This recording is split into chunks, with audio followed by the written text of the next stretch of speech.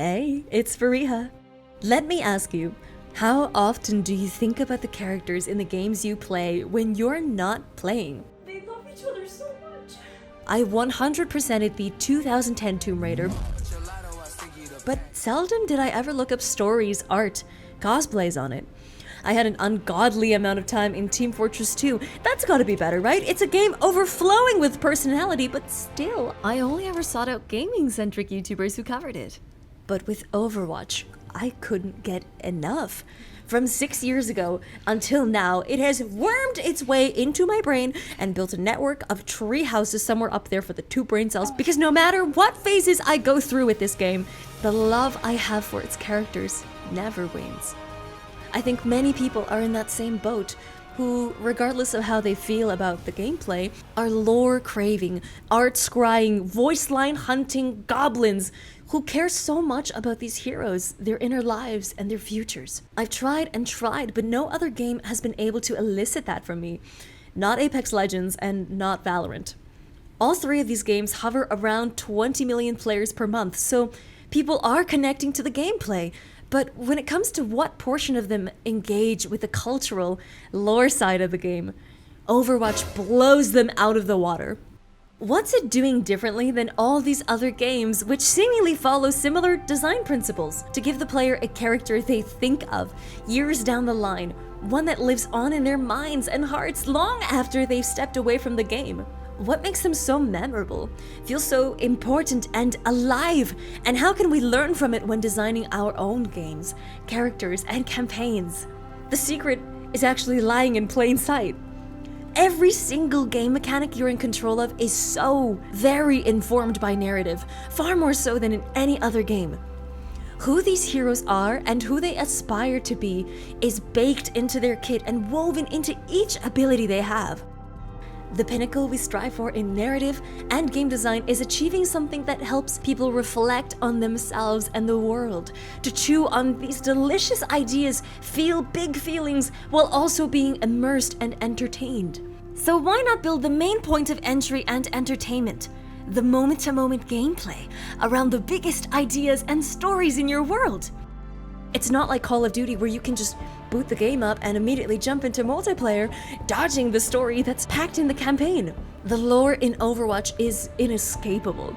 So long as you are playing, you are interacting with mechanics that stalk you down and marinate you in not just personality, but also backstory.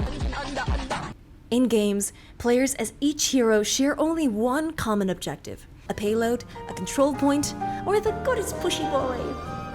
Unlike other hero shooters, it does not feature shared weapons. Abilities are hero unique in these other games, yes, but they often act as minor supplements to the main meat of the meal, the pew-pew. The opposite is true in Overwatch. These abilities determine how you see the map, how you move around it, changing how you approach fights, how you think and feel as you play, thanks to its MOBA-like design. Unlike Valorant clips, where a great play looks super similar regardless of who you've picked, depending on which Overwatch hero you're playing, the gameplay looks hugely different. If you don't find Mr. Call of Duty particularly interesting, how about a DJ that heals and speeds his team with the power of music while skating on walls? This aspect of transforming gameplay loops is the reason why no other hero shooter has been able to hit as well as Overwatch does for me, but that's a topic for another video. With other games, I have to interact with other forms of media in order to really understand who these characters are, but with Overwatch, they make such good use of this real estate. To play Sombra is to get in character as her, to think of how you can sneak into places you shouldn't be, how to play mind games with the enemies, how to find power through information. Her incredible cinematic showcases all this in the context of a grander story, but even without watching it, you've already somehow gotten to know her so well. Now that we know what the trick is, let's get to the fun part. The how. How did they do this so well, and how deep into a character's story can you possibly reach with just their gameplay mechanics? I'm so excited to show you. Let's take a look. Our first example is a character driven by a core value that has spearheaded her entire life, shaped by her darkest day and her brightest aspirations. Angela Ziegler, aka Mercy, is one of the most gifted doctors in the world, having dedicated herself to the study of medicine after losing her parents in an artillery strike when she was just a child. She made a pioneering discovery in the world of nanobiology, one that could revolutionize healthcare entirely, and joined Overwatch because they promised access to any resources she needed to develop it and help the world heal. Because her parents were taken by war, she was staunchly against violence, standing opposed to the organization's militaristic approach towards peace. Despite the promise that her tech wouldn't be used to perpetuate more conflict, her tech would eventually be weaponized, becoming the fuel behind Anna's biotic rifle and Moira's claws. It was years for her of feeling at odds with her commanders due to her personal value of achieving peace through good and pacifism getting violated and becoming forgotten. The anti-war core that had fueled and driven her entire life is the center of her kit design. For starters, her call sign is Mercy, a name so on the nose it's only rivaled by Wrecking Ball and Widowmaker. Mercy's a combat medic, providing frontline support to her teammates by damage boosting them and healing them up when needed. The yellow beam patches up wounds at a steady rate, while the blue beam of her staff, said damage boost, increases how hard her teammates' attacks hit. She enables violence through her research, but she doesn't enact it herself. If you need further proof of that, look no further than the way her sidearm works. Every single support in this game can do damage while healing. Every single one, except her. Both modes are available to them at all times, and even though Lifeweaver has to switch between his two, he can still heal through his ultimate when his thorns are out. Isn't it telling that the only way Mercy can pull out her gun is if she stops healing completely and puts away her staff? The staff that embodies her ideals of how conflicts should be resolved. The staff that distances her from her colleagues and her roommate, who have no qualms about blowing things up. The staff that is her core value of peace materialized. She has to put it away in order to pull out the blaster, the way she has to put aside her beliefs in order to defend herself in an emergency. Now, ultimates in this game are tide-changing abilities that must be earned through playing your part. It is the biggest, most powerful ability you have in your arsenal, and is the most grandiose representation of a character's ideals. Lifeweaver wants to see the world and the people in it thrive. Life protects life. Reaper wants to see the world die, die, die. Torbjorn wants more kids. Ash is rich. Farah idealizes heroism and justice, having grown up around real-life legends who were a North Star for her during times when her own mother neglected her. Mercy's ultimate, Valkyrie, grants her the ability to fly. She becomes an actual angel, defying gravity, now with all her abilities amplified. Instead of a single target at the end of her beam, it gets shared with everyone in range, mirroring her idealistic dream of being able to bring better, faster, life-changing healthcare to all. She just wants to make sure everyone's okay and well. And on the subject of okay and well, dead teammates aren't okay and well. She has an ability, Resurrect, which allows her to bring a fool back from the dead. Leave it to her to outsmart disease and aging and gaping flesh wounds, because only a massively traumatized workaholic such as her could figure out how to cheat death. Because her parents were doctors, and because she lost them so early on and must have felt so helpless, I can't help but think of the moment when she first had any resurrection work. The reservations she must have felt as she ran tests, checking for damages, for flaws in the process, and one day when she finds none, she realizes it works. It really works. I think of the wave of emotion that must have crashed into her as she thinks of her parents, how she wishes she could have figured it all out sooner, and how they'd both be so proud. Her last but most important ability, Guardian Angel, GA for short, is a marvel of game design. All the best mechanics in games serve multiple purposes. You see this everywhere. Mario's jump allows him to platform, kill enemies, break blocks, and so much more. Or Link's Ultra Hand, allowing him to platform, kill enemies, break the laws of physics, ascend to godhood. Mercy's staff has a limited range, so she has to stay near her team's moving pieces in the heat of battle. GA solves this problem by letting her fly to her teammates, or the fallen souls of her friends, but also fixes a giant problem in her kit. How is someone pacifistic meant to protect themselves when enemies are out for their head? As my therapist put it, by having a finely tuned art of avoidance. And by the gods is it finely tuned! On the surface, it's a simple ability. Hit shift, fly to your teammate, stay in range, win games. But in actuality, it holds so much depth and variation. Depending on your inputs, you have slingshots to launch you across great distances, angled backward super jumps to find pockets of cover, stationary super jumps to quickly dodge abilities that could end you. The list is endless. Thank you, Ski. Her survival doesn't hinge on her ability to subdue opponents, like many of the other supports. She lives and dies by her ability to read situations, stay alert, know her surroundings, and master her own flight. The way she navigates the battlefield is all in focus on how to best help her teammates, and the way she survives is rooted in her own fine-tuned, and most importantly, non-violent methods of evasion. This determined aversion of violence is even present in the way that she melees people. Lucio, Bap, Anna, Kiriko, and Lifeweaver all strike a punch. Iriari takes a slice with her gunblade, Brig smacks you with a hunk of metal, Mura bitch slaps you across the face with untrimmed nails, and Zen kicks you off a cliff for having the audacity. But Mercy, she doesn't want to hurt you. She doesn't want to bloody her hands. So she rotates the butt of her staff to get a hit in. Even when she has her gun out, her melee hits are with the butt of the grip. I'm sure both still hurt, but there's no intent on making her opponents suffer. Speaking of suffering, one of the newer heroes has a really fascinating design that's grown on me lots. Ramatra is a character born of suffering. He is the only character in the cast with two forms, and the devs really made the most out of this duality. Not only is there great contrast between the forms, within it lies a tragic story and a deep philosophical idea.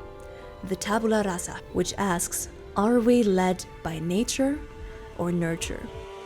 Ramatra's default form is his omnic form. Even though he was manufactured for war, he shed his munitions and vowed to be an advocate for peace.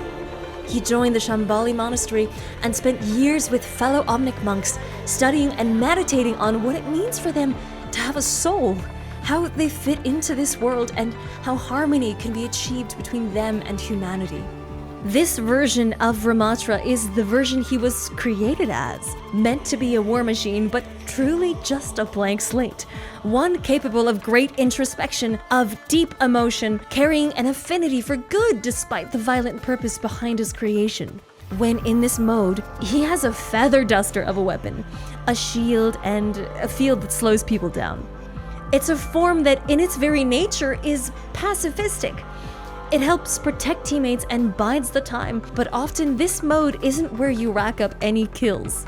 However, Ramatra would grow disenchanted with the idea of coexistence with humans as they only saw him for the war machine he was created as. He would witness one too many instances of violence, watching the numbers of his kind dwindle as they were exterminated like rats. His fellow monks urged him to please be patient, but he knew that the wave of sentience that had washed over omnic kind that brought them to life was a one-time event. Their population was limited, capped from the very start, and he watched on in anguish as more and more of his brethren died at the hands of fearful, hateful humans. His frustrations twisted into contempt for humanity, and now, convinced that he needs to protect omnikind by any means necessary before it's too late, he leaves his brothers and his beliefs behind. His second form has a drastic shift from the original. He sheds most of his weapons and abilities from his omnic form, transforming into a towering mass of cable and steel. Even the verbiage used to describe his new abilities reflects how violent and indisputable his new belief system is. He tried peace, patience, pacifism, and all that got him was a lifetime of loss and grief. So now, his second form is his nemesis form. The humans haven't just made an enemy out of him, they've killed his people, taunted him as he cradled their lifeless bodies in his hands. They've made a nemesis. Nemesis is a beautiful word for it. Its definitions being 1, the inescapable agent of something or someone's downfall, or 2, a long-standing rival, an arch-enemy. In this mode, Ramatra loses his staff and his shield, but he gains 2 new abilities. 1 to block, and 2 to pummel. To pummel isn't just to punch, it's to batter, it's to rain a torrent of pain upon someone, to not relent after they've stopped moving. This threads through enemies and pierces through barriers, and the only thing that crosses an opponent's mind when they see him like this is run. Ramatra has had enough. He is done with his plights being ignored, spat on, and he is now thoroughly convinced of the wrongness and the violent nature of humans. He has a voice line where he says, "I will speak to you in the language you understand, France," as he switches into this form, and it is bone-chillingly good. Not just because of the fantastic vocal delivery, but because it speaks to a man that's been broken. Of someone who tried so hard to be good and was told at every turn that they were an abomination, that they were to be feared, that they were to be culled. Told by his brothers, pleaded with to just be patient, and that in time a solution would appear. But that's the thing, isn't it? They had less and less time as humans tore through innocent omnic civilians, and he couldn't wait any longer. So now, in Nemesis form, he has nothing but his fists, clenched in contempt, more armor to sustain himself, and a significant increase in movement speed. It says, "You will not ignore me when I confront you with my plight. You will not back away or run from this." Ramatra's ultimate is called Annihilation. Whew. Complete destruction or obliteration. Total defeat. What a beautifully vicious word to describe the culmination of his sorrow and his anger. When he uses this ult, he bellows, "Suffer as I have." It's one of my favorite ult voice lines in the entire game because it encapsulates the complexities and the tragedy of his character. A character that was hurt until he decided he had no choice but to hurt others too, becoming and embracing the monster that he had been branded as from the start. Annihilation is the heightened version of all his abilities in Nemesis form. He has access to everything he did in Z form and creates a deadly swarm around himself that hurts every enemy standing inside.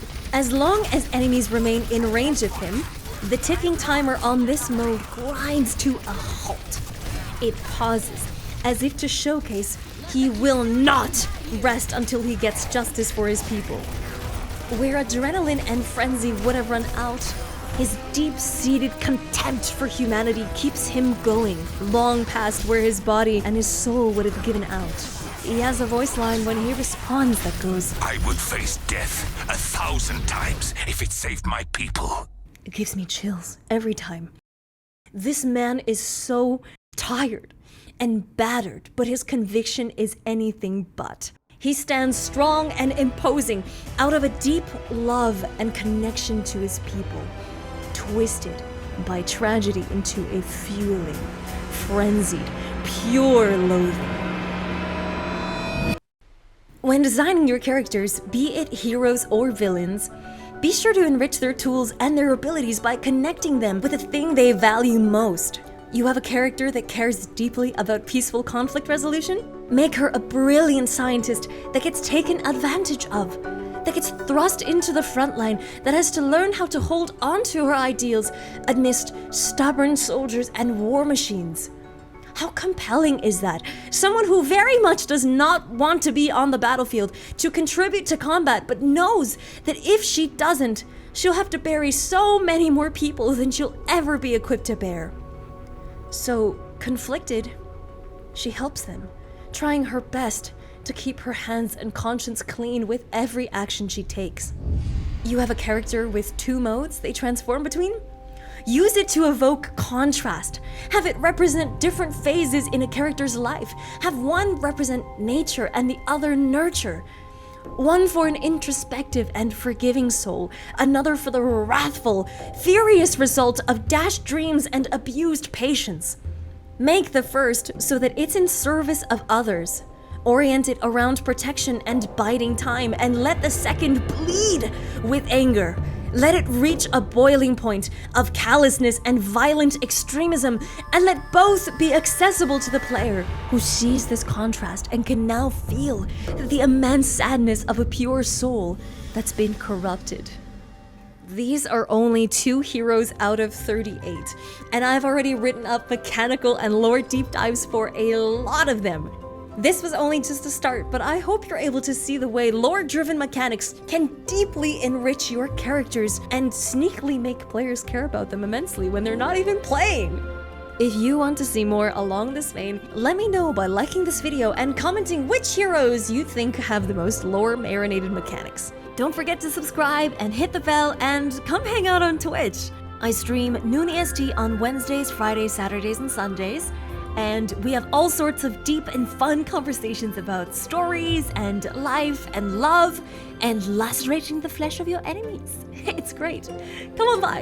And before I go, I want to give a big thank you to my patrons and also everyone that supports me over on Twitch. You are the guiding light that sustains and directs me through this trying but oh so fun journey of figuring myself out as a person and how the hell to roll my 50 interests coherently into a single channel. Turns out it might just be a lot of flowery prose and silly humor disguised as valuable analysis. Haha, I've tricked you all. Anyways, thank you for watching. Much love.